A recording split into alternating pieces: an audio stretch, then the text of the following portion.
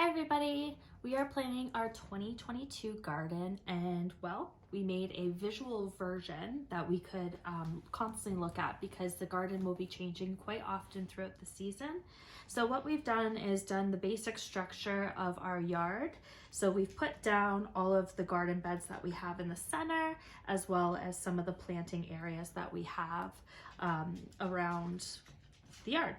So what we're gonna do is first we're gonna label them so we can easily reference them when we're placing out all of our little cutouts that we've taken from the internet. We just took some free clip art that was available, cut them up based on what seed packages that we had, and we're going to play around with the layout and kind of see what works for us. So for starters, this will be bed number 1, bed number 2, 3, 4, 5, 6, 7, 8, 9, 10, and 11.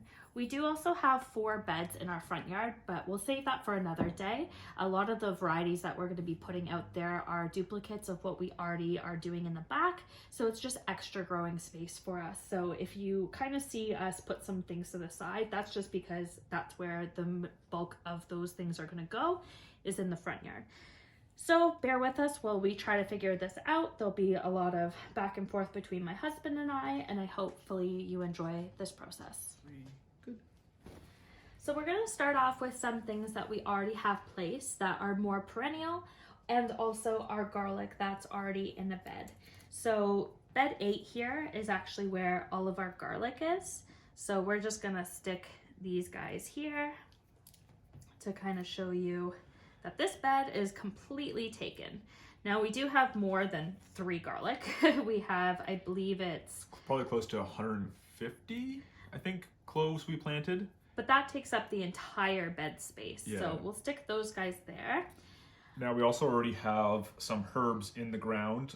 These 2 beds here we planted out last year, hoping that especially things like the rosemary and the oregano would overwinter, that they would turn into perennials and come back year after year. But we did also throw in some chives, some dill, and some basil into these beds too. And some of these herbs we will have to plant again, especially things like the dill. Dill doesn't come back. But basil too will have to be replanted. Yeah, basil as well. So it just gives you an idea. Also in those beds we have some lemon balm. I believe we also have, what else do we have in there? Oregano, chives, Rosemary, thyme. Actually, that might just be it. Did we put any of the walking onions in there? No, our walking onions are in this right section here, which we might not get to in this video, but that is where our flower garden is. Yep.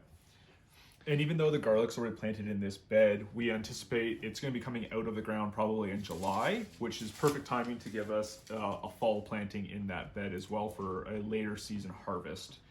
We're really looking forward to that. One of the reasons we planted so much garlic is failure rates, and you know, it's in the ground over the winter. It could get dug up by an animal. Some of them might rot out. So we wanted to make sure we planted plenty, because realistically, even if we end up with only about 50 cloves, so 50 heads, a third of what we planted, that's still 1 head of garlic per week for us to eat. And we do eat a lot of garlic, so if we get more than that, that'd be awesome. Definitely. Now, another bed that we do have some items in are actually these beds here. Now, we don't have any clip art for this, but along the back, we actually planted some tulip bulbs. So we're just gonna put some dots there to kind of show you that's what we did. And then likewise, for this U shape, we did put sporadically some bulbs. And the idea with that is tulips are a spring flower, at least in our climate. And the idea being that it's going to give our bees and pollinators something early in the season to get to and hopefully attract them to our yard. The flower garden will eventually get fully planted out, and we'll have a whole bunch of things for pollinators such as bees, butterflies, and the like, but we would definitely wanted to try to get something early to come up. Plus, they're also beautiful, so. And we decided to put them in the center because we did find that last year a lot of the bees were gravitating to the flower bed over there, but we wanted to have them more in the central location as well.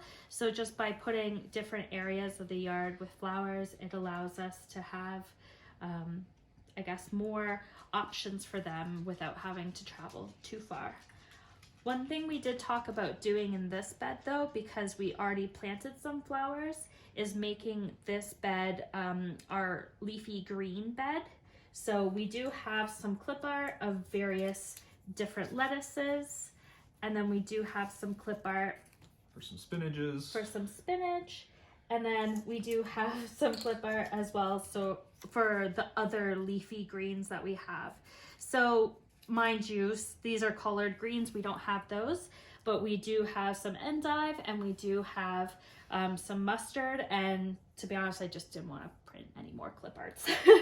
So this is going to be in no order whatsoever, but we're just going to stick these guys just in here in an assorted fashion.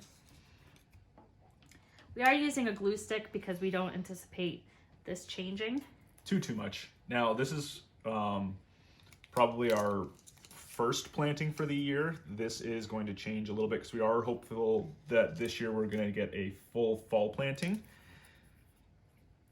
We did pull a few things a little early this year, anticipating, we were told that we were going to get a wicked bad winter this year. So to prepare our beds for the winter, we pulled a few things early, threw mulch in and straw, which is the condition our beds are in right now, buried under all the snow, because today is a massive snow day. Which is exactly why we're planning, because we're trying to be hopeful to the warmer season upon us. Yep. Nothing gets you through a cold winter day like thinking about warm summer days. We also won't plant all of this leafy greens, lettuces, and whatnot all at the same time. We will focus on doing some planting at intervals so we can make sure that we don't do what we did this year, which was do it all at the same time and then have way too much. Yeah, 20 heads of lettuce that all come into bloom at the same time in early June is a lot of lettuce. Definitely. So succession planting is a big part for us this year because we were hoping that through the growing season we can have stuff coming to full term kind of at the right time, so we don't have too much and are inundated with too many vegetables all at once. For sure. Now, the next thing that we are going to do, and now this isn't in any particular order, but a couple of these beds have some trellis systems already put on them. Mainly bed number 2. Number 2 and number 3. So on number 2, we just have like a long cattle panel almost. Yep. And it goes kind of the long way on our bed. Like so that. It goes like that. And what we kind of were thinking about putting there were our peas. Which we're very excited about this year. I didn't know that I enjoyed peas as much as I do, and they were one of my favorite snacking vegetables this year. So we'll put them up in that bed. And now a couple things that go really well with peas we've heard is corn. And corn, we actually have 4 different varieties. And the thing that we have to pay attention with corn is since it is a seed, like I guess you eat the seed is more what I was trying to say, like the kernel is the seed. Where you plant them in your garden will make a difference in this year's crop. So you want to make sure your corn is spaced far enough apart that they don't pollinate one another, because if you pollinate one another, you'll get a hybrid seed, and we want to make sure that our corn stay pretty true. Yeah. So we're only going to put one of our corns back here, probably at the very, very back. Yep. And then I think our anticipation is the rest of our corn varieties are actually going to get planted in the front yard. Yeah, definitely. So we're going to take these icons because we have 4 varieties, and we'll just set those to the side for our next video. Yep. If we did want to plant more in the backyard, however, we would make sure that at bare minimum we're at at least the other end of the garden, but being even further away in the front yard again is going to help reduce that risk of cross-pollination and changing the corn we would be eating in the end. We also want to make sure too how we structure our garden makes the difference in like a visual way. So here is kind of where our deck is. So Our this home is right about here. Exactly. So if you're coming out on the deck, we want to have some lower lying crops at the front and then kind of work into the taller ones or the ones that trellis. Yeah, as beautiful as corn is, it would be kind of a shame to have corn all in the front blocking our view to all the other vegetables in the back. So tall plants definitely make sense in the back of the garden as well. For sure. So what bed do you want to do next? Do you have any ideas of what you want to do? Well, one of the things that's definitely important also is crop rotation. So for example, potatoes, last year we planted potatoes all in this bed. So, and specifically with potatoes, they're one of those plants you don't want to keep using the same soil for. They're fairly heavy feeders, but certain blights and diseases can fester in the soil for at least a season. So we definitely need to make sure that our potatoes aren't planted there again this year. So we're gonna have to find a new bed for them. Now, again, they were another one we're planning to plant some of in the front yard. Yeah. And I think they're not a very tall plant, so they could go either here in bed 11 or in bed 7. Maybe in bed 11 would be really nice because I do know it's a little bit like shorter, Yep. isn't it? Because I believe this one here even has our cold frame top on it. Yeah, which is actually another good thing to point out. This bed here and this bed here, we've got frames for so that we can get an early planting into these two beds using polytunnel plastic or greenhouse plastic to warm the beds up. Those frames are removable and can be opened to allow ventilation so the beds don't get too hot, but we're hopeful that we'll be able to get some early harvests out of bed 7 and beds 5. Later in the season, we're going to remove the plastic and put back insect netting and use these two beds for a few vegetables that we tried this year that got really devastated by insect damage. Definitely. So if you want to put the potatoes there, because I think that's a great section. Yep. Are we going to put one whole bed of them? I think we're going to do, a whole bed of potatoes, but 2 different varieties in that whole bed. Okay. And I think what we're also going to try to do is use a faster maturing variety of potatoes here as well.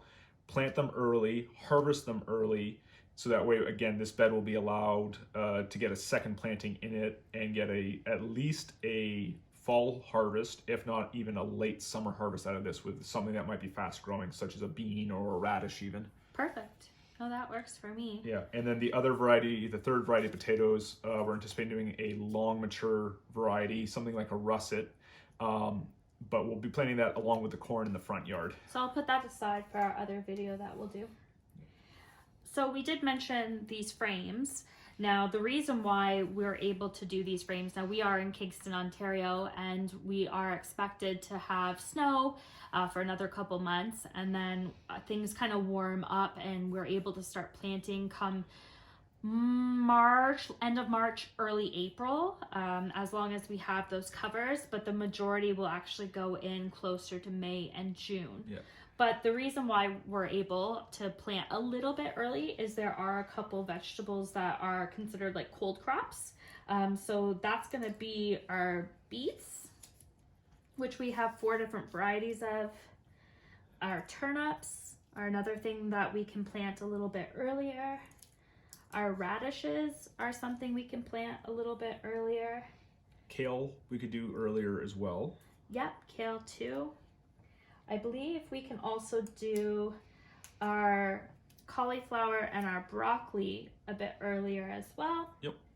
And I can't remember if carrot and kohlrabi are... Carrot, not so much. Kohlrabi, though, we could do early as well. Okay. Last year, we actually planted out in bed 7 last year. Kohlrabi, broccoli, and cauliflower all got planted here, but insect damage took out the broccoli and cauliflower, and the kohlrabi actually did really well. All 3 of them were planted really early, I think middle of March. But like I said, the kohlrabi actually did fairly well, so we're really excited to try them again in here. So we do know that the method of the cold frame does work for those couple of couple of varieties, and it was really fun last year because we had planted radishes so early. Most people were only putting vegetables in the ground at the point we were actually harvesting radishes and enjoying them, because once the winter did end last year, it did get warm fairly quickly, so we had a pretty good head start on our growing season last year. Definitely. And one tip too with those is a lot of the times you can eat the greens. So not only were we harvesting the full vegetable, we were also able to, when we were, I guess, thinning them out, we were able to cut off the greens of the things that we were pulling out, and we ate those on salads. So that was really great as well. So I guess for these ones, we can kind of just mix them together. Split the difference maybe between the two beds. Sure. That works for me because with these two, we'll succession plant them as well. Yep, especially things like the turnips and the beets. They're a little bit longer of a growing, and the broccoli and cauliflower as well. Radishes come to maturity fairly quickly. The kohlrabi is kind of an intermittent maturity time. Kale, because you don't need to harvest a whole head of kale, is kind of a cut and come again. As soon as you've got leaves, you can harvest them and eat them. And I'm going to put the kale over with our leafy greens. He can come back and he can go right from the early season to the later season. So although we won't have a cold frame for him, I think he kind of would do better over there with everybody. So we'll do that.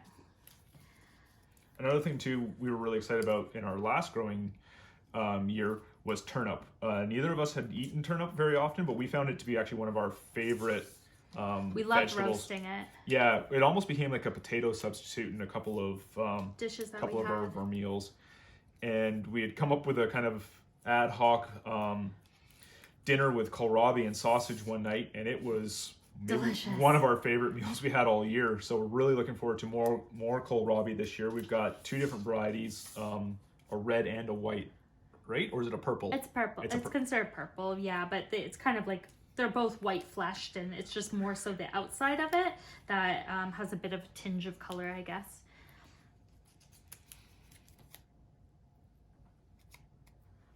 I'm a bit slower at doing this sometimes. One of the other things we're really excited about for next year is right here. This is a old tree stump. The tree fell down, 4 years ago now, and left the stump in the ground.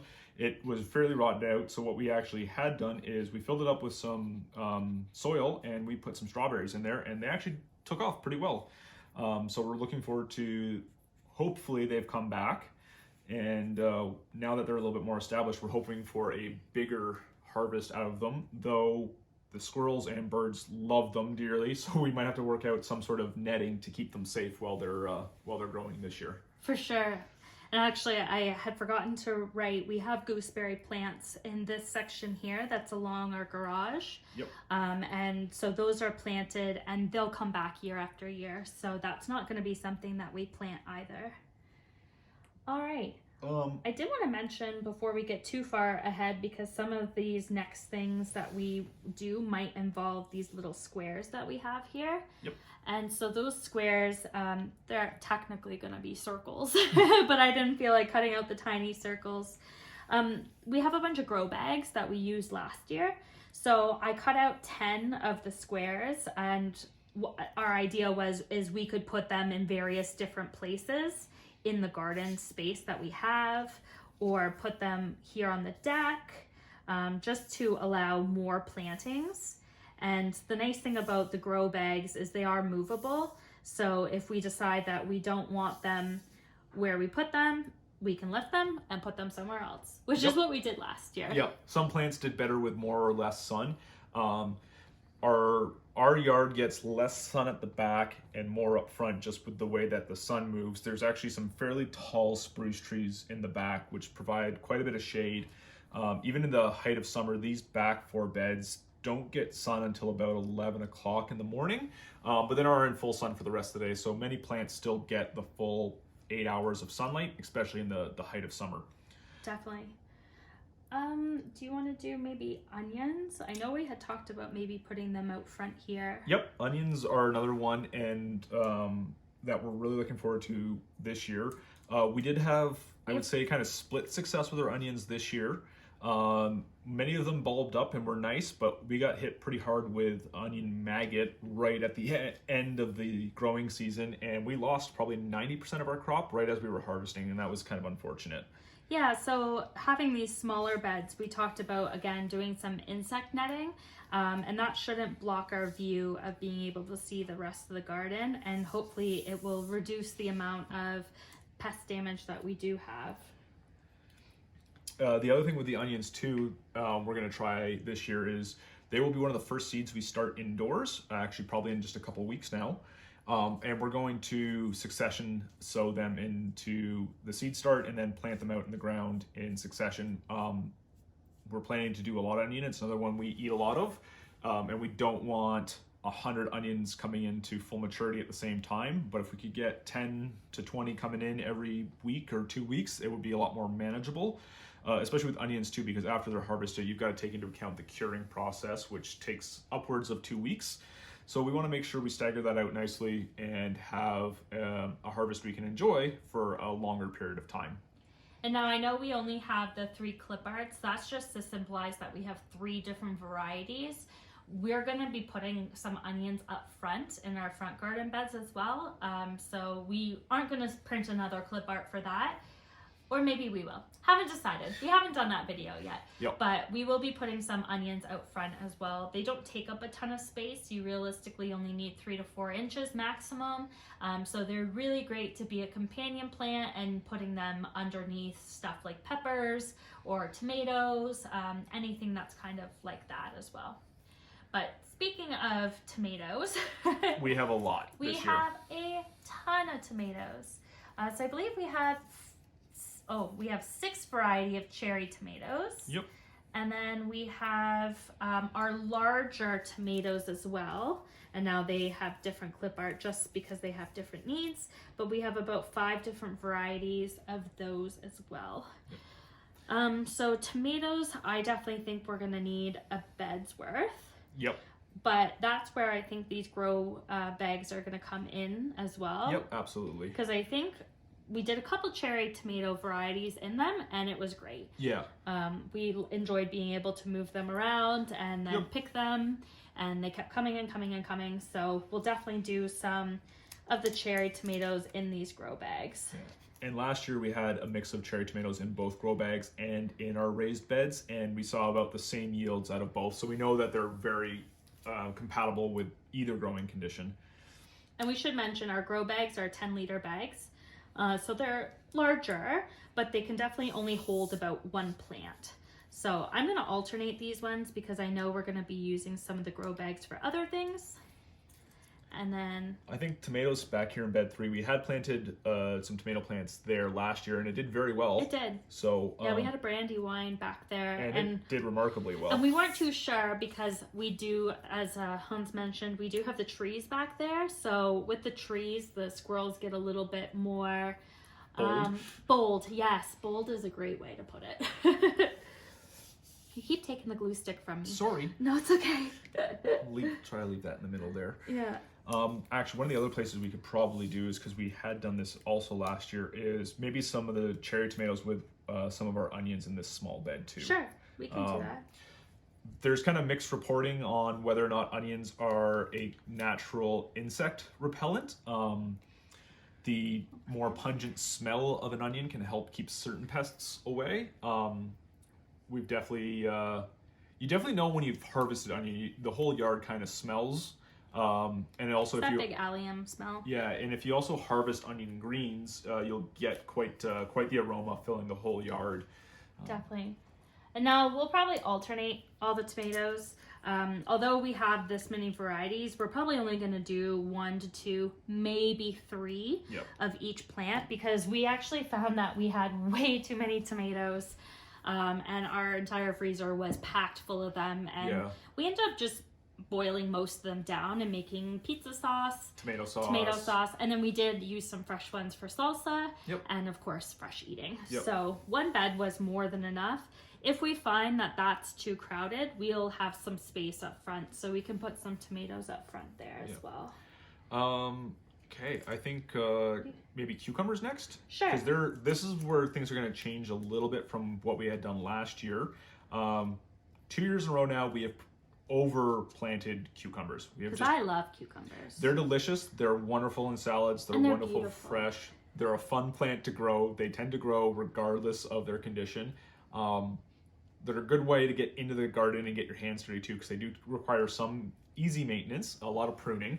But we found this year we grew just way too many. We could not eat them all fast enough. We tried even pickling a bunch of them, and then we found out that most pickles we don't actually enjoy too much. Yeah, and we're just not big pickle eaters. We like one or two here and there with a sandwich or grilled cheese, but as far as most of them were concerned, we did a lot of relish, and likewise with the pickles, the relish is something we only ate sparingly. Yep. So we're gonna do less of them, but we still have seeds from last year. So we have 4 different varieties of seeds. We have 3 that are standard size cucumbers, like your slicers, and then we have 1 that's like a pickling cucumber. Yep. And what we're thinking of for this year is actually using this thin bed here. Definitely. This is our deck, and this is actually the sun comes in from this. This is our southern exposure, so we get a lot of sun coming across this way. So if we sit on the deck here, there's no shade for us right now. So the plan is, this is a kind of raised bed below the deck. We're going to build a trellis onto this face of the deck and train our cucumbers to grow up it, to actually provide some shade, natural shade onto our deck. Also to just make harvesting a little bit more enjoyable, because if you can just stand on your deck and grab a cucumber to snack on, it's fantastic. Yep. So again, we're gonna mix the varieties here, just because they all will be fine together. The only one that you have to really worry about is the corn, and then also too, if you want to be saving seeds. If you want to be saving seeds, you got to be very specific about where you put your varieties. But for us, we are mostly buying store-bought seeds or using seeds from previous years, because seed packs come with a lot for just our smallish garden. One of the other plants that actually won't be going in our backyard is asparagus. Now, when we bought the home, unbeknownst to us, someone had put an asparagus crown actually back behind the house on the south side, where there's this really big sandy stretch of soil. And year after year, it has been coming back. And this year, when we harvested it, we let some of it go to seed, and we let it then fall naturally. So we're hoping we have now self-seeded or assisted in seeding some more asparagus. We love asparagus. It's one of our favorites. So there is at least one asparagus crown off behind the house, kind of back out of the way, not part of the backyard, but it is something that is growing, and we're excited to keep harvesting. For sake of being on the map, we'll just put him in the corner, but he's just kind of on the front of our house, so it would be off this map and not quite big enough space, I guess, for when we do our front garden map. We only had such a big enough piece of paper to make this happen. What about beans? What are you thinking for beans? So beans, we aren't doing any trellising varieties. We only have bush varieties. Yep. So that makes it a little bit easier for us to pick a spot where they can go. So I was kind of thinking we could either put them back with the peas, or we could put them back in 1 or 4. Mixing them maybe in with the peas makes some sense, for sure. Yeah, and like we said, they're a bush variety, so they're much more of a contained plant. You kind of think of them the same way you would like a determinate tomato. They only get so large instead of growing and growing and growing. So they're a little bit less maintenance. So yeah, I think you're right. I think going in with the peas makes sense. Now we'll have to double check, because there are some things that are not as compatible with one another. Do you want to put the other ones in there? So we'll have to double check to make sure that what we're picking is going to be all compatible, because some things will just not do as well. But we have pretty large beds, so hopefully the spacing is going to be enough for everybody. Yep. Each of these long beds, including the long sections of this U shape here, are 3 foot by 10 foot long, and the majority of these beds are 8 inches tall, with some of them actually being almost 18 inches tall. These 3 beds right in the middle are actually all about 18 inches tall. They get they have quite a bit of soil in them. Definitely. One other thing we did with the to note about the beans is last year we tried some bush beans in grow bags and we did not find that they did actually that well. So we're going to avoid that this year, and we're just going to focus on the beans in the beds. And we're pretty excited because we found a variety last year, it was purple amethyst. Yes. That we absolutely adored, and we're really excited to be growing more of them again this year. Yeah, really excited about that. Speaking of the grow bags, though, one thing that we could do in them would be the peppers. Yes. And now we have a couple different varieties. We have 4 varieties of hot peppers, and then we have 3 varieties of sweet peppers. Now the sweet peppers, one of them is a bell pepper variety, so I have this little green guy for that. And the other 2 are more, like they look like hot peppers, like the skinny guys, the smaller guys. But they're sweet. Yeah, no heat. No heat. But as far as the actual plant is concerned, they're kind of a smaller profile. Yeah. So I think the bell pepper, he's going to need to go in one of our beds. Yep. So I'm going to put him probably back in number 4. Yep. Out of the beds on the back row here, number 4 definitely gets the most sun. We'll put him right at the front and see how he does. And we did grow some peppers back here last year, and they all did very well. So we know that's a good location for them. And then everybody else we can kind of put in the grow bags. Yep. And likewise for out front, we can also put some more peppers out there as well. I love growing peppers. I grow them really, really well. Yeah, we had quite the... a lot of people comment on yeah how I grow peppers. And we turned most of our hot peppers... we end up preserving them in a number of ways. We do eat some of them fresh, obviously, but we dehydrate some, so we have kind of like a chili flake for cooking. We also made a ton of hot sauce this year, which we use for all manner of things, from seasoning other dishes to turning into like a hot wing sauce for wing night. They are definitely an awesome thing to grow. And we are doing more jalapenos this year because we only had 1 plant last year. And we're looking forward to doing some cowboy candy because that was suggested to use your peppers for that. So that way we can have toppings for our burgers and for other dishes. So that kind of covers that. I'm thinking carrots. So carrots, I think, are going in bed 4 here. Sure. The other thing with one of the things with carrots is they're definitely a succession planting. They do take a bit of time to mature. Their germination can be a little tricky too. They can't be too wet, but they can't be dry. They can't be cold, otherwise they just won't go. And the soil needs to be nice and loose. Which that actually would be, because we made sure we made pretty loose soil because that's where our potatoes were last year. Yeah, and even just the process of digging up your potatoes can really help loosen up soil. Sure. Same thing with like radishes. You can actually get special types of radishes designed just to help break up compacted soil. It's the actual pulling them out that actually will break everything up. So yeah, carrots make a lot of sense back there. We have a couple of varieties, and again, we'll succession plant them. So we'll start as early as we can. They will be a direct sow, they won't be a transplant. And throughout the whole year, we will sow more and harvest as we go throughout the whole year. And definitely not as much as we did last year, because last year we ended up walking through our neighborhood and Just giving them away. So that was something we don't, it wasn't a bad thing, but it was a lot of work and a lot of space for products that we couldn't use. Yeah. We did pickle some and save some, and we do enjoy that, but only a couple jars, just because it's kind of more a side dish or a garnish with a meal. Now we do have pumpkins left, so we have a couple varieties of pumpkins. We have 2 kinds of zucchini, and then don't kill me, but these are artichoke, but we're not planting artichoke. These are going to be our squash. Again, I didn't want to print out more clip art than we needed, and on the page that I found online, there was no squash on the 3 different ones that I printed to get these images.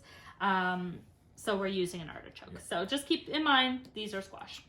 So I think, due to space, I think we can split up most of these. I think a squash could definitely go in here with the peas, beans, and corn. For sure. And actually, I think it goes well with corn. Yeah, there's a traditional technique referred to as the 3 sisters planting, which is you plant corn, beans, and squashes together. Perfect. And it helps with pest control. It helps with nitrogen fixing in the soil. So squash makes some sense to go back there. For sure. And so one of our squashes is it's an acorn squash, so that's an edible squash. And one of your personal favorites. And one of my personal favorites, definitely. I love it roasted with some brown sugar and maple syrup. But the other squash we have is ornamental. So that's something to keep in mind, that it's not going to be an edible squash. It's just something to be pretty. Yep. So do you want to maybe do that one in 4? Yeah, we could definitely put it in 4. Cool. I'm thinking because of the pumpkins, because we have so many, I would probably want to put all of them in number 1. Yep. But that leaves our zucchini. Now, where would you want to put zucchini? Because it kind of looks like we're running out of space. Zucchini, I think what we could do with the zucchini is, because it's a fairly quick to mature plant, and we don't need a ton of it because we don't like a ton of zucchini. It's one of those plants you can get really tired of very quickly. I'm thinking zucchini planted into bed 4 with the carrots makes sense, because by the time we need the whole bed to be planted out with carrots, we can probably pull the zucchini plant. Yeah, that's true. And also too, with that ornamental squash, the squash takes a little bit longer to mature, so the plant's going to be really small, so it's not going to need a whole lot of space. When we remove the carrots, then it will have more space, so then it can start sprawling out there. And then maybe we'll just keep the other zucchini for up in the front garden. Yep, that would make sense. Perfect.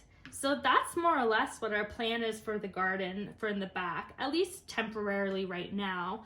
And now I will take you guys in for a closer look so you guys can see everything that we've planned out.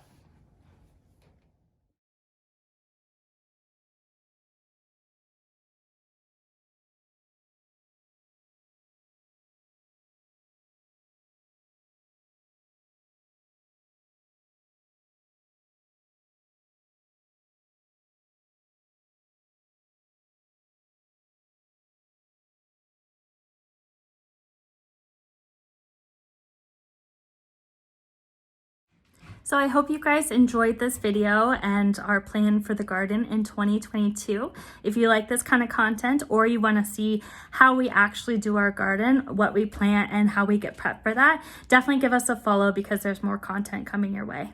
See you later.